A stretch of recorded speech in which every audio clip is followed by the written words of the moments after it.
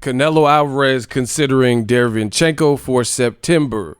We gonna talk about it. What up, Fight World? It's your boy Ego, and I'm back with some more boxing. Make sure you smash the like button. Also subscribe to my channel for the latest and greatest in boxing if you want to become part of the gang. Notification gang, please hit the bell icon. Shout out to the super chats, channel donations, the Venmo donations, the Cash App, and the Patreon family. We working. Head over to Patreon, link in the description.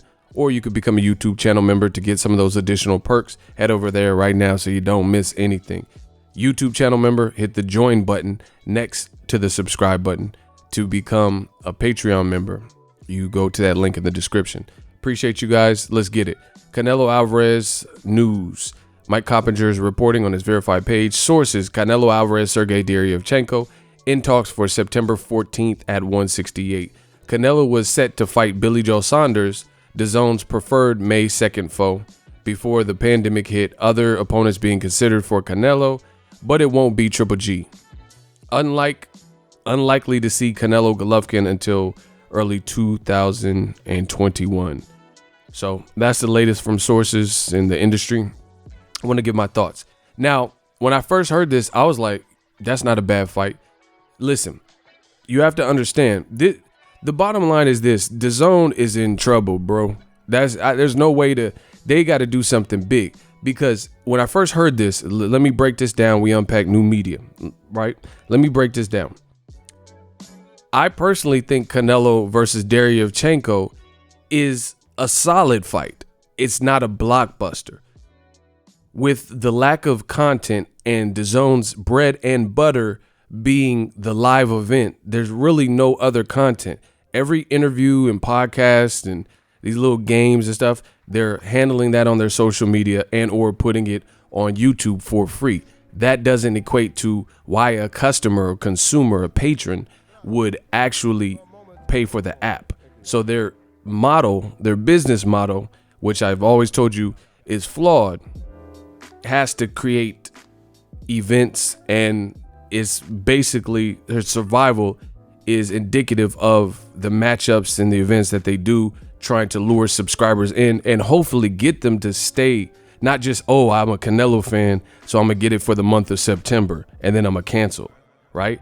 And they haven't sustained that schedule. And then with the pandemic, that made it even worse. I did a video about it earlier. Canelo, check that video on the channel, you know, for the latest and greatest. Canelo, his promoter, Eric Gomez, president of Golden Boy, said that they're interested in going to international and taking Canelo to Japan, possibly to fight Ryota Murata. That's the only name that really makes sense in Japan, because the article said with Sky Sports, where he's, you know, quote, was saying this, it says they don't even really know Canelo. According to a source, Canelo's not a big attraction in Japan. So it would only make sense to fight probably someone who does have name recognition in Japan, like Ryota Murata. However, that type of fight, it's not going to be what the rest of the world, you know, outside of that immediate market probably wants. US, Mexico, and the UK, other areas of the world that have been checking for Canelo. And people are going to look at it as a cherry pick. Now you have the Derevyanchenko. Again, when Derevyanchenko was, you know, listed, I was like, okay, that's solid. You know, that's a solid name. But then you look at the tweet, it says at 168. And I'm like, whoa. We got to back that train up. Sergey Derevyanchenko, I don't know how to spell his name, so Derevyanchenko. But if you pull him up, new media, you'll know he's a middleweight. And he's short. You know, Canelo's not the tallest guy either. So 2 losses, coming off of a loss, even though I thought he really beat Gennady Golovkin, age 34, and bringing him up 8 pounds beyond where he's fought. Look, Golovkin fight 160. All this stuff is at 160. And he fought Deshaun Johnson, who I think was in the UFC and also a boxer, or, you know, mixed martial arts fighter. He had a record of 22, and 3. So he had a half and half record. And that's his only time in 2018 recently where he fought above 164. And then he had fights above 160, you know, catchweight fights like this Kamal Russell, a 10-0 guy. I mean, these aren't big fights. So really, the bottom line is he's had catchweight fights, which happen throughout a fighter's early career. So you don't have to kill yourself to make weight for what's supposed to be a showcase fight, but he really hasn't fought anyone at 168. So even though he can make the weight, he has not showed or proven that he's ready to move up in weight. This is why Canelo is constantly criticized, or, you know, people have constructive criticism for Canelo's moves. It's like the fight, I would have been cool with it if the fight was at 160. You have a belt at 160, and Derevyanchenko should have a belt at 160 because, again, I think he really beat Golovkin in their last fight. So that lessens the fight when you drag him up to a higher division where he has no history. You just fought at 175, sir, against Sergey Kovalev. You fought Julio Cesar Chavez, moved up from 154 to 164.5. So you have experience over 160 with bigger names like Julio Cesar Chavez. You know, Jacobs didn't do, it was at 160, but he didn't do the same day weigh-in. So, you know, he might have rehydrated heavy. So you have experience fighting bigger guys, big name guys at a higher weight class. You know, fighters like Rocky Fielding, Sergey Kovalev, you fought at 68. You fought at 75, right? And now you want to drag him up there instead of shaving that extra pounds to, it's like, it's almost like Golden Boy is trying to protect. Like if you're that good, you're that great, then you shouldn't have to have all these stipulations, rehydration clause, only when it's beneficial. You didn't give a rehydration clause, and you weren't willing to for Amir Khan because you didn't fear Amir Khan being bigger. But all the taller and bigger guys that Canelo has fought, like Julio Cesar Chavez Jr., you know, guys like everybody except for, I think, Golovkin, guys like Danny Jacobs, guys like Rocky Fielding, Sergey Kovalev, they all had rehydration clauses. So it's just more politics, more semantics with Team Canelo trying to, it's like they don't want him to ever lose because he lost to Mayweather, and they're just trying to leave it at one loss. The other issue with Canelo particularly, there's this stigma that he has judges' help, you know, in terms of judges aren't judging fairly. And the thing that lessens a fight with Derevyanchenko, again, at 160, I think it's a really solid fight. But the thing that hurts, suspended by New York Athletic Commission indefinitely. I don't know why it says that. Usually that's for if you had a fight recently, you know, you get suspended for a period of time. But usually it's like when you get knocked out or, you know, I don't know. I don't even know why it says that, but it's box rec. So maybe it's a mistake or a clerical error. But anyway, my thing is this. Derevyanchenko has no big names that he's ever fought. He has 15 fights. He has 2 losses. Even if you thought he won in the Golovkin fight like me, they didn't give it to him. So he's not living like a champion right now. He doesn't have he has the confidence, you know, fans coming up to him and say, oh, you beat him. That was a great fight. But he doesn't have the actual confidence that you get from living like a champion because they're placing that belt in your lap or in your hands. You see what I'm saying? Jacobs also beat him, you know, so I don't mind the fight, but it has to be at 160. At 168, it's just like, that lessens it. You see what I'm saying? Plus, he's coming off of a loss. So I don't know why Canelo's team well, I know why, but, you know, I just don't think that's going to be beneficial for Canelo in the long run, legacy wise and things like that, to keep fighting with all these stipulations and, you know, moving people to different divisions. And, you know, I know the Canelo apologists and man fans, they're going to say, oh, Floyd did it. We're not talking about Floyd. We're not talking about Pacquiao. You know, these are guys who were paved the way for guys like Canelo. These guys are 40 years old and stuff like that. And they have their own careers. They fought their own fights and done their own things and, you know, created their own history. It's about Canelo creating his history. And it seems to always be this. But DAZN is in serious trouble with fights like Ryota Murata. Just look at all of Canelo's options. If he opened the palette of his options to some of the names that I want to see him fight, then that gives DAZN a fighting chance. Because then he would be fighting guys like Jamal Charlo, guys like Demetrius Andre, you know, 2 American skilled fighters. That would be bigger for Canelo, right? Guys like David Benavidez. Then now you're covering some ground here.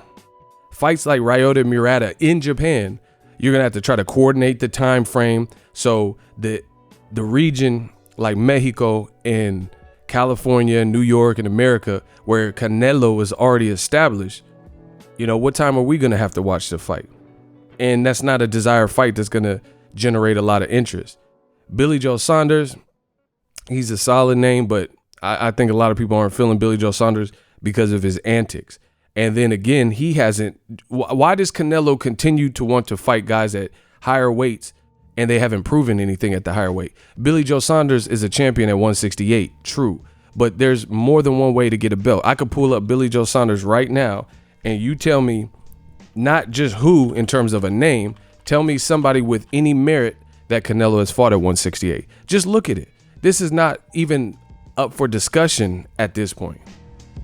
You know, Canelo, he keeps wanting to fight at 168, but you purposefully aren't fighting none of the people. Where is Billy Joe Saunders? Look, this is Billy Joe Saunders. He's a career middleweight. He looked horrible in this last fight against Marcelo Esteban Corceres, right? And that was on the Logan Paul KSI rematch card. He did get the stoppage late in the 11th round, but he didn't look good throughout the fight. He even said, I don't deserve Canelo off of this type of performance. And then this is his other fight at 167. This fight was at a like cruiserweight catchweight or something because he failed a drug test. Before that, he fought Lemieux at 160, and that's way back in 2017. We're in 2020. So if you look at it, he's fighting at 160, you know, with the occasional Joanne Bloyer. Who is that? You know, all of his work, Chris Eubank Jr., Gary Spike O'Sullivan, you know, guys like Andy Lee, Lemieux, all those better names that he's fought were at 160. He literally has not fought anyone of note. She fat, he thick, Isusi. When I shoot straight through your Azuzu. Like, who is this? 27-3-2, and I never even heard of him, and he got 3 losses, right? So yes, he's a champion, but we know he hasn't fought no one. Meanwhile, you got a beast like David Benavidez. He fought and knocked out Anthony Dirrell. I followed both Dirrell brothers, and that's my guy. And ain't nobody stopped Dirrell. So this kid is shining right now. And he called out Canelo, right? So why not a Mexican fighter fight a Mexican-American fighter on, look, this is him calling him out a while ago in April. The best fight to make at 168. Let's make it happen and give the fans a hell of a fight at Canelo. So this is 8 weeks ago. He called him out, and the reports are about Derevyanchenko. David Benavidez lives in America. He lives in Arizona. So it's like they're saying, oh, Derevyanchenko, he lives in New York. So, you know, Billy Joe Saunders with travel bans, he might not be eligible with the travel bans. Okay, well, David Benavidez, you could fight him in Texas. There's no travel ban, like, you know, a broad travel ban or restrictions where that fight couldn't happen. And he's a somebody at 168. Look at this man. Oh my God. Look. And don't you think Latino fans would like that? A Mexican American and a Mexican fan on a quote unquote American, Mexican American holiday. And they have great styles. But you want to fight, you know, and he's big for, like, you know, he has, look at him.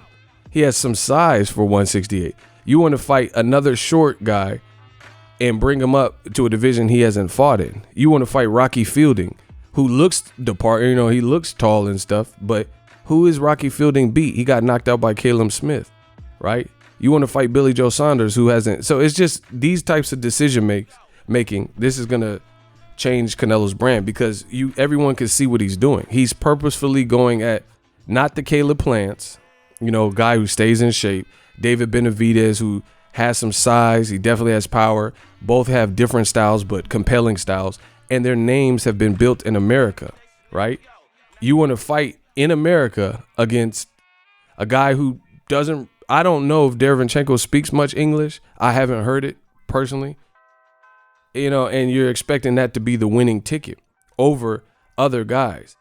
And people see what Canelo's doing in his team, and it is what it is. So if DAZN likes it and they think that's going to help, then good luck to it. But I think post-pandemic, we're going to see. Let me know what you guys think. Canelo may pull Derevyanchenko up to 168. The other thing is Derevyanchenko, he's not a champion. He's never been a champion. So on paper, both names that he fought, which Canelo has fought too, Jacobs and Triple G, beat him. And he beat Triple G at least the last time. So it's like, what is that? How is that fight needed? But then you were negotiating with Kovalev, and you wasted so much time dilly-dallying with him. You could have fought Derevyanchenko, and at that point, he only had one loss, and you hadn't moved up to 75 yet. That would have been a better opportunity to fight Derevyanchenko, don't you think? Because you guys would have both been at 160, and he only had one loss on his resume at that time, and that's that. But now Canelo wants to fight Derevyanchenko, Ryota Murata. Like, what have the Billy Joe Saunders, like, what have these people done in these divisions? You know, especially if you keep pulling people up. Like Ryota Murata, he ain't really done much in the grand scheme of things at 160. And this is what they do to black fighters. Guys like Charlo, they say, oh, who's he beat? You know, how many tickets he sell and all this garbage, and say why he doesn't deserve Canelo fight. But then what has Ryota Murata done at 160? You know, who's Rocky Fielding beat? Who did Amir Khan beat at 154, 155? The walls are closing in. New media. We control the narrative. Let me know what you guys think. Derevyanchenko, Canelo at 168 as an option. I think DAZN got to step it up. So if you enjoyed this video and want more content like this on the channel, you can show your appreciation by going to the PayPal donate button or the YouTube support button, and you can donate any amount that you feel is equivalent to the value of this video. Much more to come. Thank you guys for your support. Boxingego, the future of boxing.